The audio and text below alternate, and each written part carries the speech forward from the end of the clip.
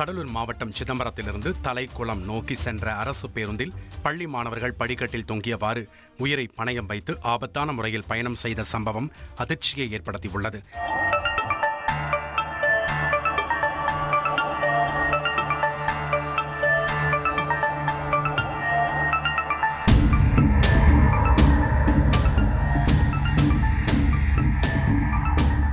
மேலும் பள்ளி மாணவர்கள் இந்த பகுதிக்கு ஒரே பேருந்துதான் இயக்கப்படுவதாக கவலை தெரிவித்தனர்.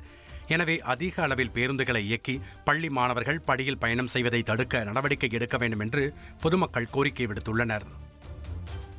சென்னையில் சொத்தை மீட்டு தருவதாக கூறி மோசடி செய்த நபரை போலீசார் கைது செய்துள்ளனர். சென்னையைச் சேர்ந்த தேவகுமார் என்பவருக்கு சொந்தமாக கொட்டிவாக்கத்தில் உள்ள 16 கிரவுண்ட் பூர்வீக சொத்து அரசு நிலமாக மாற்றம் செய்யப்பட்டுள்ளது. அந்த சொத்தை மீட்டு விற்பனை செய்து தருமாறு கோடம்பாக்கத்தைச் சேர்ந்த அருண் என்கிற பெருமாளிடம் தேவகுமார் உதவி கேட்டுள்ளார்.